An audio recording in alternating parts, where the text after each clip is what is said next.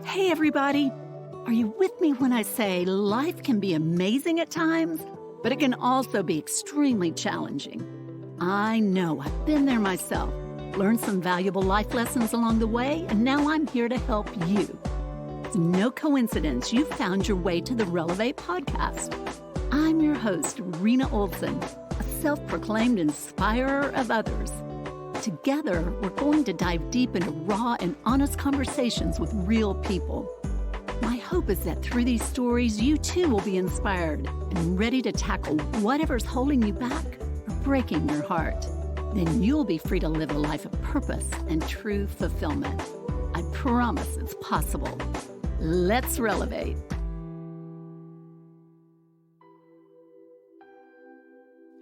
Hey friends, it's Rena It. Welcome to the Relevate podcast. People in recovery are stepping out of the shadows, publicly sharing our stories like this to let people know that recovery is really about hope. Yes. And that just like any health condition, we have a right to treatment. That is my friend, Catherine Rosborough. Catherine is here to share her story, along with her husband, Bill Whitney, of addiction, recovery, and second chances. You'll also learn more about the nonprofit Catherine founded that Bill now leads called The Connection, an addiction recovery support center in Cumming, Georgia.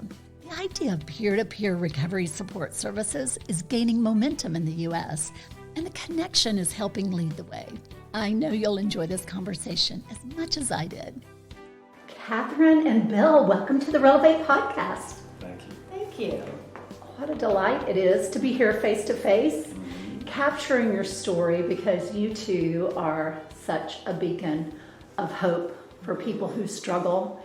And I love the fact that you're not just keeping that inside, you are using your story to help other people. So that's where it gets really good in life. And I'm sure neither of you probably could have imagined this trajectory for your life. So let's just start in, and I'd love to know a little bit more. I mean, we're friends. We're all friends here, but I haven't really heard the story. So let's start with just a little background about you, Catherine. Ladies first. Would you like to start? I'll start at the beginning and try and be brief. I am a Georgia native, and my father was a Vietnam veteran. After he retired from the Navy, he was a career Navy person. Things at my household really went downhill quickly. So I grew up in, he had PTSD, he had untreated bipolar and severe alcoholism. So, addiction is something that's been in my family for many generations. That's not unique to me, it's true with a lot of families, but it intensified after the war. And there was a lot of violence in my home and a lot of poverty. So I spent many years in a trailer in the southern part of the state and outside of Savannah. So that was those were my beginnings. I actually started drinking alcohol, which is a little ironic given everything that I had witnessed in my household. But that was one of the ways that I coped, and not knowing, the risk factors involved. It was kind of, that would not happen to me, I would be smarter. But I started at an early age to just deal with some of that anxiety and depression. This is all hindsight, you know. Sure. I didn't set out to say I'm going to treat my own mental health challenges with drugs and alcohol, but that's how I got started, and it escalated quickly. I drank. I was really high functioning in my drinking for decades, really, all through high school. School was kind of my escape. I was a cheerleader and an honor student, and I hid the fact really well that I was hurting. So we settled in a small little town outside of Augusta. Did you know that you had a problem? I knew I had a problem in that when I did drink, I tended to drink more than other people. But the people that I was around were also drinking, partying a lot, and then of course college, it became the norm. So it didn't really catch up with me until after college, when I had already gotten married and been divorced when I graduated college. And all the people around me that I'd been partying with kind of quit and started settling down, and I was still partying past the norm of, of everybody else. So I struggled for decades. Where my addiction affected me most was in relationships. So multiple divorces, which had an impact on my children. Sure. And I finally, in 2013, just made a decision because of health reasons, because I had been drinking for so long, that I was going to go to the hospital, and I went for medical treatment and stayed in rehab for a little while and started to get better. So the story definitely has a happy ending, but there was a lot in my childhood and within my family, my brother, my sister. It was a disease that definitely impacted our family, and though we lost our two parents to addiction, we are all in recovery. So now we're a family in recovery. So that's the good news. Yeah, that's the good news. Well, Whitney. Yes. My story is a bit of a contrast to Kat's. I grew up in Connecticut to a very, very well-to-do family. We had, from on the outside, what looks like all the comforts life could enjoy. My parents loved me. And, as a little kid, things were pretty good. In fact, I would say they were idyllic. And then there was some upset in the family. My parents split up for about a year, a pretty impressionable time to me. And a couple of things happened, unfortunate things happened. And being at a vulnerable age, I didn't understand, why my dad was gone. I thought I chased him away, and I was. I had some very, very difficult things happen to me, and I didn't have a way to process them. And for lack of a better explanation, I just decided that there was something wrong with me. And I, of course, like. And you were how old when this was going on? I was in 5th grade. Like 10. Yeah, I think between the ages of 10 and 11, I had a couple of really important pivotal times in my life that were turning points for me, and with no one to tell me that hey, this isn't your fault, or I became very, very insecure, and of course I masked that. I realize now, looking back at it, that was the beginning of a period of time where I was constantly, like 24 hours a day, constantly worried about how I looked or how I appeared to the outside world. I was, I felt unlovable. I felt like there was something wrong with me. I felt like I had to hide from everybody, so I put a lot of masks on really early and had to juggle the masks. And I didn't realize it at the time. I was an okay student, but after these things happened, I became far more concerned with being accepted than anything else. And so when I got into high school and first smoked marijuana, I didn't realize it at the time, of course, but I could be free from any kind of worry at all. And so, to make a long story short, I drank and used whatever you had until I was 47. And through that time, I managed to fake it, to change masks and to get along and by any means necessary. And to be high functioning in society. Well, I think most people would describe me as high functioning. I thought I was a complete loser. I thought that I was a fraud. I believed that. I thought if anybody knew what was really going on in my head, they would. I don't know what I thought, but I just knew that I needed to not. I couldn't be okay with myself. But you had a career in the military. Professionally. No, I went to college for about 10 minutes, and they decided that you might want to go and grow up a little bit first. Academics didn't matter to me. I wanted my medication, and I wanted to be happy, and I became a little bit hedonistic in that respect. I didn't care. I just wanted to get high. I wanted to get out of my head. And yes, I was high functioning. I reluctantly joined the military. I had a good career. I had remarkable experiences, and I was blessed with a reasonably good brain. So I did really well in the military. I resisted the structure, but it wasn't so much that I couldn't do whatever I wanted. So I still managed to party and got married to a wonderful woman who is now my first wife, my ex-wife, and the mother of my 3 kids, who were fantastic kids. But I was living a charade for a really long time. And then, life went on, the kids grew up, my drinking really started to escalate in a big, big way when we moved to Missouri in '95. And that was the beginning of a 13-year run of real dependency. I was a pretty good, solid alcoholic, practicing alcoholic, just trying to sneak by any way I could until 2008. And after a divorce and quitting jobs and losing jobs, and I got invited to go visit my brother in February 2008.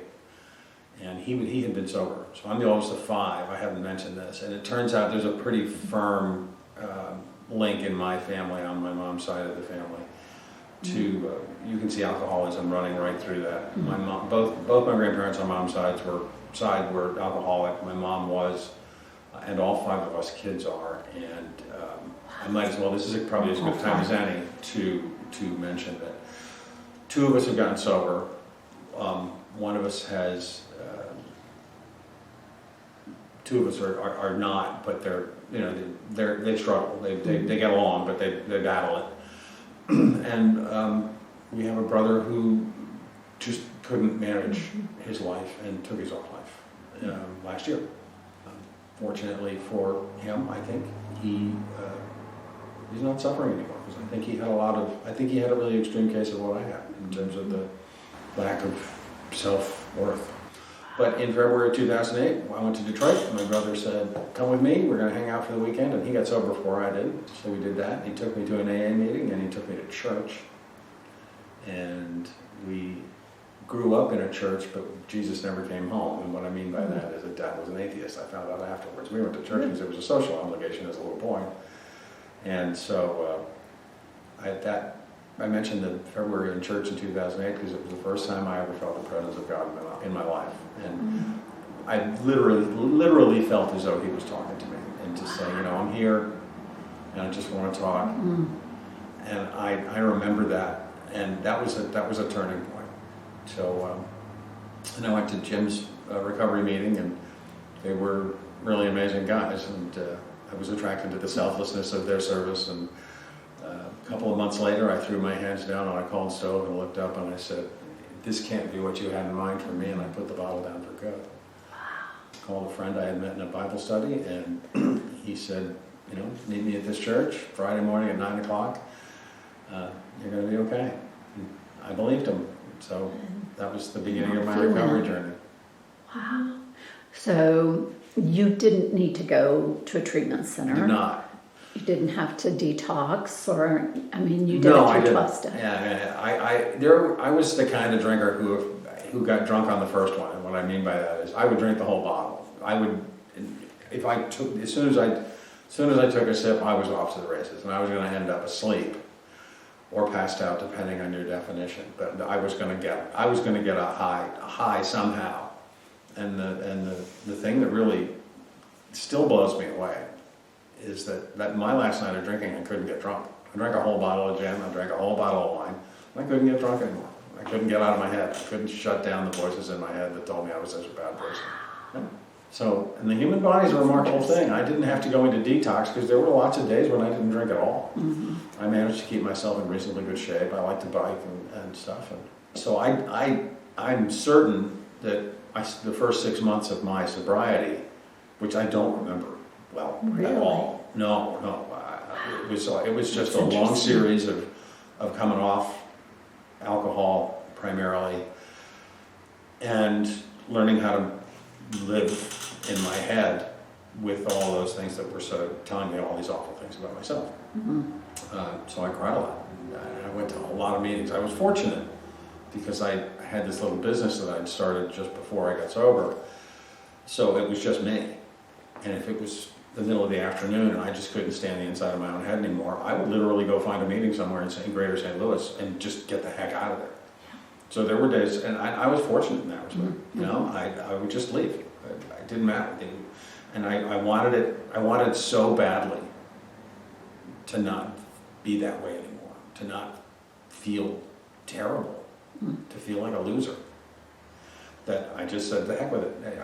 I don't care if I end up in jail. I would much rather find some peace. I remember somebody said, I remember thinking to myself, the best thing I could get out of being sober would be a good night's sleep. That was it. That's so amazing. Did your health ever suffer? No. I mean, not yet. You know, I've been sober mercifully just over 12 years now. And Wow, that's so amazing.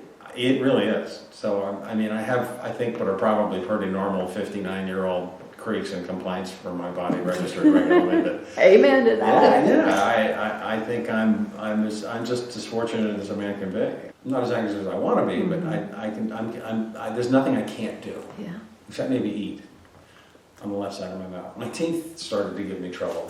It's just funny. A long life is, I believe, a long life can be a messy thing, and it can be glorious in that respect. Yeah. And I think that's the path that, speaking for myself, I'm on. So you both mentioned failed marriages and struggling with alcohol, and then you two found each other. So share a little bit about that story and how I know you both could have never imagined this. Yes, well, you heard our upbringing were quite different. Me in Georgia and he in New England, and me in, it's not even bad, it was a horrible family life, and Bill not. So under normal circumstances, I think it would be a long shot for us to be together. I don't talk a lot about my addiction story so much because there's so much, I focus more on my recovery piece, and that's really was the hook that brought us together and how we stayed together. We can get into the fact that we both work in recovery, but we were at a leadership weekend. We were both participating in a 9-month leadership program. He in St. Louis and me here in Cumming. Not recovery related. Not recovery related. And it was a fluke. I was not supposed to be in Chicago for that weekend. I was supposed to be in Houston the weekend before, but I was scuba diving. So I ended up in Chicago by myself on the weekend that he was scheduled to be with his cohort. And I saw him. Bill's a very sharp dresser. He told you, he had a little business. He's actually a stylist, and he designed men's clothing, so he was always dressed. So I noticed it from across the room, right? I was like, wow, that guy is really well dressed. And then we ended up in a small group together. And we were sharing, our most embarrassing story, something like that. And his, I won't tell his story, but it brought a cop to an AA meeting early in sobriety. Yeah, so there. With his lights. He came in behind me. That's awesome. So when I heard recovery, right? I quit in 2013, so this is year 7 for me. And we met in 2017? Yeah? That's correct. September 2017. So anyway, at the end of the group, I walked up to Bill, because it's really unusual in that setting, especially when it's a high-level training for people to talk about being in recovery. So he walked up to Bill and said, wow, I'm so glad you mentioned your recovery. I'm in recovery too. And Bill, being Bill, he's very quick. He said, hey, you want to go get a drink? And so that was really funny, right? And it was so in the moment, I couldn't get to it. And I was like, okay. So we went out. That was planned. It was totally spontaneous. That was somebody else's work. Was it? I don't know. I'm pretty sure I was not intending to be goofy. It just came out that way. Well, it worked. We went out for a club soda, and it wasn't really a long story. The last day of the training, he texted and said he was saving me a seat. So I went and sat next to him. It was very clear that I was just in a place in my life and in my recovery because of all the relational disaster. that I had been through. And it wasn't all disaster, but But that was the focal point of our first date. Yeah, it was like, it doesn't work for me. I'm just not available. We're just having a soda. Yes. Relax. I'm not dating, I'm not available, you seem like a nice person. You were saying that, Kat. Yeah, like the whole time we were having this drink. She At the wanted bar. me, you could tell. Oh yeah, she wanted me bad. It was just rejection after rejection, and he wasn't even really I making wasn't even taking a advancements. pitch. So he saved a seat for me, and I said, can I borrow a pen? Very slick Bill. He pulls out a red pen. I don't know how spontaneous that was, That but was totally. yeah, he said, Well, it's getting late in this conference, and she's a special person. I mean, I'm becoming. I want to know her. I don't want to know more he about was her. desperate. And I'm getting ready to jump in a car for 5 hours and drive back to St. Louis from Chicago, and she's going to get on a plane the next day, and I'm like, I want to talk to her some more. That's all. Yeah. So I gotta craft something, and I haven't got much to work with. So Well, he gave take me it the away, red babe. pen, and he said, I'm going to let you use this, but you have to promise to return it in person. And that's slick. Yes. Yeah. And Well, so, I did mention how special it was. special. The pen. Yeah. The pen was very important to me. And actually, our first Christmas together, the ink had gone dry in that pen. He bought me a box of red pens in my stocking. So we have this connection around recovery and red pens. I don't know. But we've been together ever since. And the next year... She doesn't have any jewelry as valuable. Long distance relationship. Yes, a for the while. first almost year, we saw each other occasionally. So it was long distance. It gave us an opportunity to get to know each other in a way that I had not experienced before at a distance. Mhm. And We became friends before we ever became kissed. friends. There you go. That was a big deal. Yeah, it was months before we even had a kiss. So, yeah, about a year later, I had surgery, and Bill picked up his life and moved it here, which is a whole nother story in itself. All the things And that here is Metro Atlanta. here is Metro Atlanta from St. Louis, and the rust is yet to be seen. But so we've been together a few years. We got married the following year. No, 2018. Yeah, a couple months after my surgery in 2018, we got married. Mhm. So it's been almost 2 years. Yeah. Yeah. Still newlyweds. Still newlyweds. Yes. Oh gosh, yes. We're still trying to navigate. We had a very tumultuous first 18 months. Mm-hmm. A lot of life changes. Mhm. A lot of death, a lot of changes, a lot of, I had been sober and living by myself in a house by myself in Missouri for 10 years. And now I'm living in a house with 3 teenage kids, and their Not mom easy. is fully incapacitated for the first month that I lived there. Oh, Yeah. So it's tough for them too. yeah. And But y'all made it. we've made it, and I really credit our recovery for Yeah. that. I mean, we've grown as a couple through that, where it might have pulled some apart. I think we've grown in that because of our recovery. So 100%. we're both, from families in recovery, maybe from various things, but that has made the difference, So definitely. cool. So before we kind of talk about the connection, which is where we are today, Catherine, you were very instrumental in making this place happen. So if you can kind of share what your vision was to bring an RCO to Forsyth County. Sure. I told you I went to treatment in 2013, and when I left, because I've done multiple pathways to recovery, and what we mean by multiple pathways is that there's 12-step, there's faith-based, there's cognitive-based, so there's not just one way for people to get better. Bill's pathway was 12-step AA, as he told you, and mine was not. In 2001, in September, right after the 9/11, right after 9/11 happened, I went to my first AA meeting. I was really trying to save my marriage and keep I had small children at the time. And so for almost 5 years, I worked the program. I sponsored other women, and then I changed communities. We moved here to Cumming. In another relationship, I had divorced, and so moved here to Cumming. And there wasn't a community that I could find at that time that wasn't a 12-step community, and that I had not been really successful finding a connection in coming to the AA community. Not that there was anything wrong, but I was isolated with small children at home. My husband was traveling, so I was isolated within my home, and I didn't know anyone. Mm-hmm. So for full accountability, I just didn't connect, Right. And so that's really on me in my recovery. I stopped working a program, as we would say. And so when I left treatment in 2013, after 7 years of really hard drinking and a lot of change, I went from 2 children to 7 children and more marital problems related to my addiction. It's like, we need a community here, it was a missing. So through a series of events, I went back to school. I'm a counselor since 2002. That's been my career.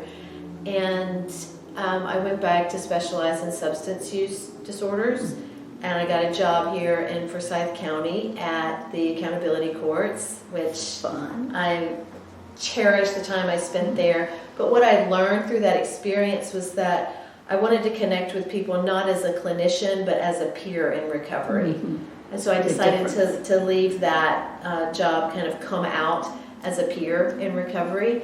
And I had actually seen a film called The Anonymous People, where I realized that there was this big recovery advocacy movement happening across the country.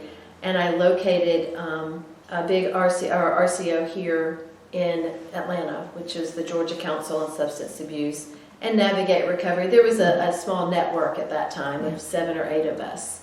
And if you can just explain what does RCO stand for, Sure. and what is an RCO? RCO stands for Recovery Community Organization, and it's just that it's a very grassroots, like a recovery. It's actually a community where people come together from all different pathways to recovery to maintain. Because what we know is that when you leave treatment, that was just for me, that was like step 0, which is stop doing what I'm doing. Right. But then recovery lasts the rest of our lives. Sure. So what I had learned from my experience is that, isolation did not work for me. I did not want to go backwards. So an RCO is a place where people in recovery, all from early recovery to decades of recovery, come together, support one another from a peer-to-peer perspective, doing social things. I mean, there's different types of RCOs specific to the community, but here in Forsyth County, that started in 2016. We incorporated the Recovery Community Foundation of Forsyth, and it was a totally new way of looking at recovery, because it wasn't, it didn't happen in a 12-step clubhouse or in a church. We actually had different meetings. We had an all-recovery meeting at the Kiwanis building. We had a Moms in Recovery at one of the treatment centers. And we had a yoga studio teach a yoga class for people. So it was, in the very beginning, it was a movement that was spread out. And it wasn't until in 2018, right? Yeah, 2018, that we got funded and we got a physical space. And that's when things really started to take off, once everything was consolidated in one space. But RCOs are grassroots for people in recovery, by people in recovery. And it's happening. We started out with 7 or 8 that I knew of in the state, and now there's more than 30. So it's really taken on.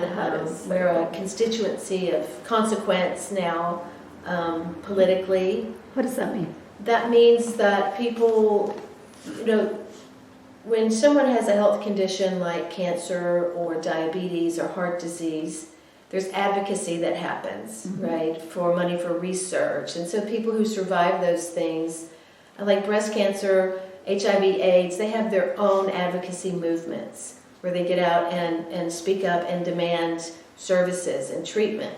And that was not happening in the world of recovery Mm-hmm. because of a lot of things, but mostly because of the stigma, and it's a shame-based illness, right? So when I say we're a constituency of consequence, people in recovery are stepping out of the shadows, publicly sharing our stories like this Mm-hmm. to let people know that recovery is really about hope, Yes. and that just like any health condition, we have a right to treatment, we have a right to services, and that's not going to happen if we don't demand it. Yes. So a big part of RCO, the whole recovery advocacy movement, is people coming out of the shadows and being proud, facing that, the stigma, addressing that. I have 2 master's degrees, and I own a home, and I vote, and I'm a person in recovery. Right. So we're not just those people who live in the shadows. Right. So. And sharing those stories of advocacy and awareness, I think it's just so important. What you guys do as an RCO and helping people truly understand what addiction and recovery is all about. You put a face with it and a story, and it is so prevalent, and we're better when we address it together as a community, because on the opposite end of the spectrum, we have been in a pandemic of opioid overdose deaths for a number of years. We lose like 70,000 people a year to that. Plus, no telling how many others as a result of suicide and depression. So the disease we're talking about is so very serious. And the solution that an RCO presents, it's so cost effective, it's so brilliant. The saying, the opposite of addiction is Connection. right. Yes. So it's having a physical space where people who are united in recovery can continue to work on themselves, to go to meetings, to go to sober social activities, to have fun, to volunteer, to be out in the community, to be united, to wear. Catherine, tell what the shirt says here, which is... The shirt says here, because I got better. That's kind of... it came out of my story, and Rena, you're a huge, our language because you're a huge ally for people in recovery. So, but that's really why I think a lot of our peers do what we do, is because we got better, and we want to share the hope that it is possible. Now, it's not easy, but it's possible to get better. And my life in recovery was better, way better, than even before, I started using. I've had to kind of chip away, because quitting for me was just the first step. Then I dealt with my mental health challenges, which was the reason that I started. I had a lot of trauma. And the two often go together. They right? Very often. The majority of the time, there's an underlying condition, whether it is unresolved trauma or some like depression, anxiety, some other mental health challenge. And going back to the opioid crisis, it wasn't until large numbers of, sadly, a lot of young people died and are still dying. But what happened in a wave behind that is as it hit wealthier communities, then parents started speaking out. There became that movement where people stepped out and said, we don't want to lose another child, and then the money started coming. Right. And so from that came places like The Connection. But it wasn't going to happen until we started stepping out of the shadows and speaking the truth, which is that we do get better. Yes. And we deserve to be heard. So, Exactly. yeah. So it's fun to watch the evolution of kind of what's happened here. This place was really your vision. You got it started, you got it up out of the ground, doing great. And then you tossed it to Bill. Mr. Whitney, who is now the director here at The Connection, and doing a fantastic job, I might add. We have So a lot did of you- work to do. Did you ever envision yourself being the director of a nonprofit? No, I did not. Bill had a very successful career in men's clothing. And so for me to see that evolution into who he is today has been incredible, Yeah. really incredible. Yeah. So let's talk a little bit about what's going on here and your vision for the future for not only this RCO, but recovery in the state and maybe even the country, because I think what's happening here is really a model for the country. I couldn't agree with you more. I really couldn't. You know, there were some really, really, really important elements to the success of the recovery organization model that Catherine picked up on very obviously right away. And in so doing, she developed the mission and vision for the connection now in that process. And our mission is to empower recovery in our community. We do that by seeing people not as much where they are now. We'll meet them there. But when we meet them, we see them for what they can be. Because we have, and particularly, speaking for myself, I have witnessed in the years that I've been sober, story after story after story after story of people who show up broken and destitute and just in horrendous circumstances, full of shame, full of self-doubt, full of fear. Despair. Yeah, fear. And the amazing thing about the work here at the Connection, I've been able to witness, and people bloom, literally bloom, into lives that I think probably surprise most of them. Certainly surprises me. What we're capable of, what is available to us when we suddenly realize that we can choose powerfully for ourselves to be empowered, to let others in, to help us, to understand that this shame only lives in our minds and that it's not really real. It's just a feeling. We get in our own heads, and somebody once referred to the inside of my head as enemy territory, and I understand what that means now. We come out of that, and people in recovery are just exactly like everybody else. Sure. There are mental health challenges for a lot of folks that need to be dealt with, but the truth is that we're capable of exceptional things. And what's beautiful about recovery is that we reach a point in our sober time where we start to recognize that we have the power to do almost anything that we choose to do. And we have to do that by starting to own where we've been and acknowledging that there were some things that happened in my life that I'm not proud of, but I'm not shamed by them any longer. Yes. We let go. We turn our lives over to a higher power or to just the facts of what's been. And the fact is that when that happens, it occurs to almost all of us that there is a victory in that. We have overcome something extraordinary. And of course now, the vision that Kat developed as part of this is really where society at large can benefit, and that is this destigmatization.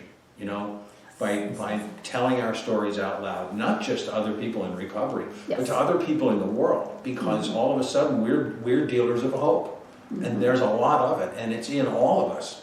And that, for me, is what becomes the opposite of the fear that drives most of the stigma associated with people in recovery. It's really a fear of understanding. They just don't know what it's like. It turns out these people that used to be alcoholics or used to be, that have suffered from substance use disorders are just people who struggled through difficulties and overcome them, and then they show up in their lives with hope and with determination, and they show up with purpose. And that was what happened to me. And I found a purpose in the work that we do here. But make no mistake, we are a community who has learned how to be a stronger community, and it's a model for communities at large throughout the country, throughout the world. And I think for just for human beings in general, what I find in my work as a clinician, and now I'm doing some things kind of spread out into the corporate world, which is a new arena for me. People in recovery, like, get it. And not that I wish that everyone had an addiction or had to recover from something, but I really wish that all human beings had the level of self-awareness that we have to keep. Like, it's a daily thing for me. And at the end of the day, to ask ourselves, if we're working a recovery program, did I harm anyone today? Is there anything I need to go back today and clean up? Is there anyone I need to apologize to? Is there anything I need to set right? We value time with our families because that was missing during our addiction. So it's, people in recovery really get it. I wish everyone were taught the recovery skills that we're forced to learn, you know? So I'm not in recovery, I'm an ally, but I love my people in recovery for those very reasons.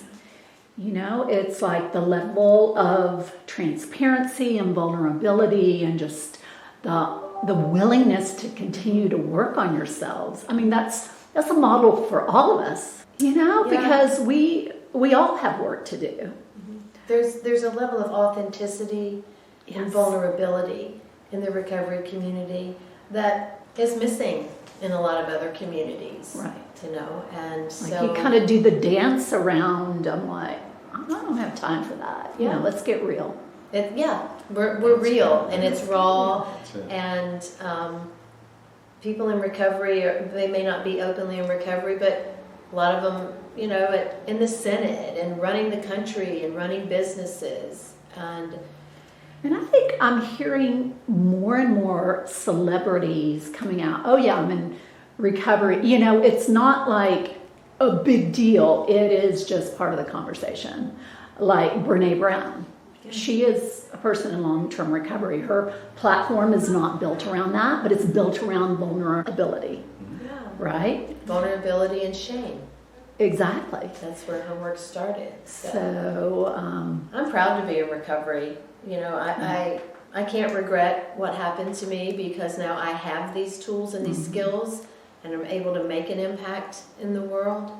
Of course, I don't wish it on other people, but it has been a blessing in my life. Recovery has. Let's talk about how your respective families have healed as a result of your recovery. And Catherine, you especially, because you have such a beautiful, wonderfully blended family of biological children and adopted kids, and we can just talk a little bit about that. Sure. I have a brother who was also a lifetime drug and alcohol user for a lot of the same reasons that I was, who's now in recovery. And his name is? His name is Stephen. He goes by Roscoe. Some people hearing this may know Roscoe. He shares his story all around the state. He works in residential treatment for men. Since he went into treatment, he stayed there and is now running or co-manager, something like that. I have a sister. I won't share her name, but she's also in long-term recovery for several years. So we're closer now. You know, our addiction really broke us apart. There wasn't a lot of communication for many years. But we're back together. Our children are now growing up together. My children, I did a lot of harm. You have how many kids total? I have 7 children. My youngest is 13. That's an amazing number right there. So they're 13, 14, and 15. They don't remember my addiction so much. But my older daughters, who are 21, 22, 24, and 25, it was very difficult on them. I think my 2 oldest daughters are adopted, so when their father and I divorced, that was a re-traumatization for them. And of course, my 2 biological daughters, who are now 23 and 22, lived through their teenage years where I just wasn't present. So from that, it's just been incredible for me. They were very supportive of me going to treatment. I have my younger children who come here and volunteer at the Connection.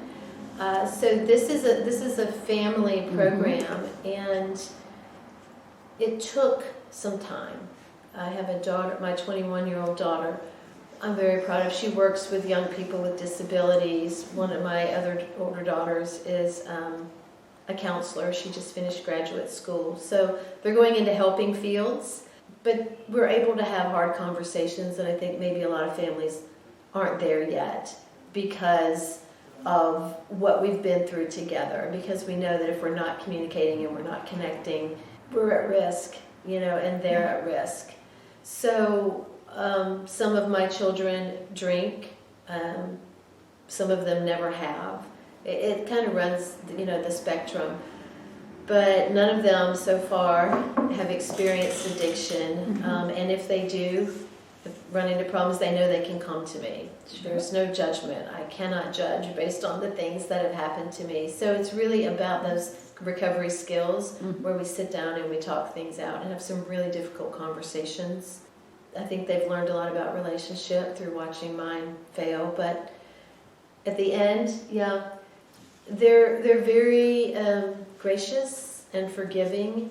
I think that my primary goal in my recovery is to continue to be a model for them, period. And to be available. I put them, there was a time when I was working earlier in recovery, then I realized that, I need to back off because I'm not present for my family. So I try and put that first in my recovery. And that is why recovery matters so much. Because one person gets better, that family gets better, those communities get stronger. That's what it's all about. That really is what it's all about. It really matters that we pay attention to this. We were at a ceremony last night, a completion ceremony for drug court. And the primary theme for me, there were 4 people who were completing the program. All of them had their families with them. And every person who got up to speak said, "Thank you for giving me my dad back. Thank you for giving me my mom back. Thank you for giving me my child back." It was so moving. A lot of those children will never know their parent has an addiction and will never have to live that. So the impact is so far reaching. To hear kids tearfully thanking the judge for the program and expressing with all of their hearts how proud they are of their parents is something you really have to see. It really is. The ripple effect of sobriety is extraordinary. Yes. And most of us think of the ripple effect. In my mind anyway, I'm a visual guy. I throw a pebble in the water and you see the ripples emanate from where the stone meets the water. Well, imagine you take hundreds of thousands of pebbles and throw them all in the water. It's rippling out all over society.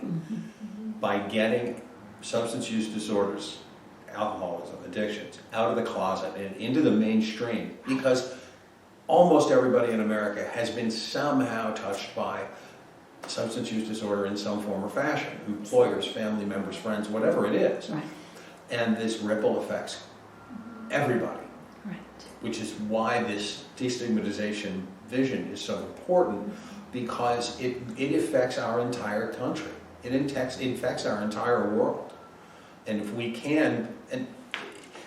can just get society at large to consider the possibility of finding similarities between people before we start poking at each other's differences, there's real hope in humanity for that.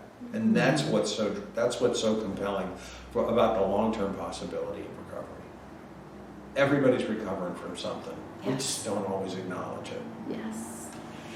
I want to touch on the RCO is actually called the Recovery Community Foundation of Forsyth, and the connection was funded in 2018 as kind of an offshoot of that. So that's the fiscal agent. There's a bigger vision for RCFF that's unfolding.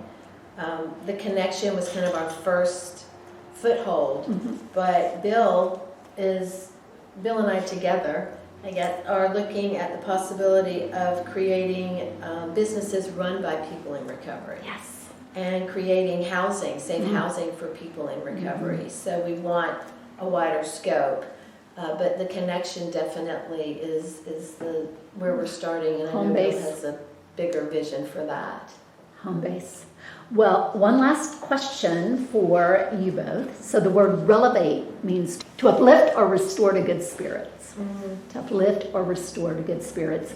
In closing, what thoughts do you have for my listeners as it relates to recovery and that very message?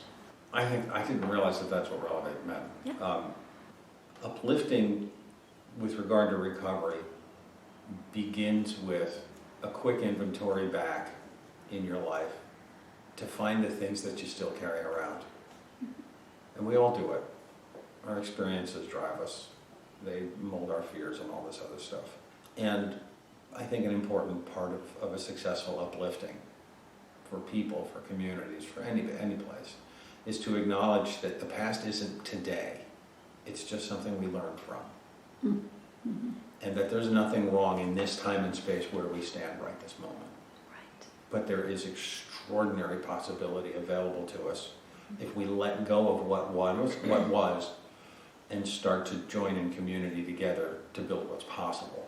So for me, what recovery and relevate, where they're linked, is in the notion that together there is possibility in places where there once wasn't even hope. Yes. And that's the essence of any well-lived life, in my opinion. Your purpose doesn't have to be grand. We sometimes trample on the gifts that we all have, that the founding fathers of our country all pointed out. We are imbued with inalienable rights, and happiness is probably the biggest one. Yes. And that the only thing that keeps us from being happy is ourselves. We get to choose, There you have and it. we choose what's possible, and then we go get it, and then we really go get it. Yeah. And that's the That's juice. where it gets good. Then we link arms, and then we walk together, and we Right. march, and we don't quit. Yes. We keep going because we know this is possible. We know this is right.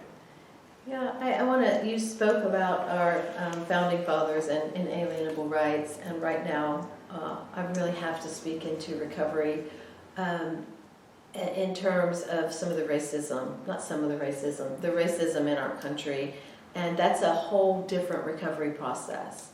So relevate for me means to, as Bill said earlier, not to see people where we are right now.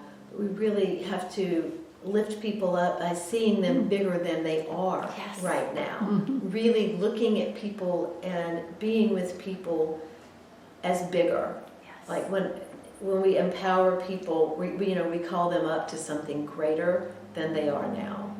And I think if we practice those things, a lot of the divisiveness and the hurt and the anger and the killings and all of the things that we're experiencing on top of the pandemic, we can begin to address. So that's where, looking beyond recovery to addiction, my heart just feels like I have to speak on recovering as a nation from the other things that are underneath that we have not had the authenticity or the vulnerability to address. And the recovery community, if we could link arms, in other arenas outside of the addiction community, the addiction recovery piece, and start having those conversations. So that's a goal of mine within my own family, is to start having those really hard conversations that make us uncomfortable, but to see us as a country bigger. We're bigger than we're being. Right. For sure. So. Right. And it's one person at a time. Yeah. That's how we do it. It's linking arms with one person and saying, here, I got you, we're going to do this together. I got better, you can get better. Yes. That's how it works. That's God's economy. It's one person at a time. I think so many times we get overwhelmed by the bigger picture because if you look at how many people are struggling right now, it's in not just with addiction, but all kinds of things. It's overwhelming, but, be there for each other. And then we can get better. Exactly. Things may seem really horrible right now in a lot of ways, but I still have hope. I think there's a deconstruction and we're going to come out bigger. Right. So I'm so happy that you asked us to be here. Thank you. Oh my gosh. Well, I love you both. I respect you both so much. love the work you're doing in this space, and I think it is just it's just going to keep getting better and bigger and better, and y'all keep preaching and sharing the good news that you do get better. Thank you so much, and thanks for being a part of that with us. Sure. My pleasure. Yep. Bye, y'all. 4 more years. Addiction can be overcome and people do get better. Bill and Catherine are 2 beautiful and powerful examples of that truth. The road to recovery and staying in recovery is not easy. It takes a lot of intention and work and a community of people to help make it happen. That's why this whole idea of addiction recovery support centers is so important and is a very cost-effective and viable solution for communities desperate for some type of solution for people who are struggling with addiction and seeking recovery. It's been said that the opposite of addiction is not sobriety but connection. People isolate when they are struggling. This is a warning sign that we should all be aware of. I encourage you to lean into those families who have been impacted by addiction in any way.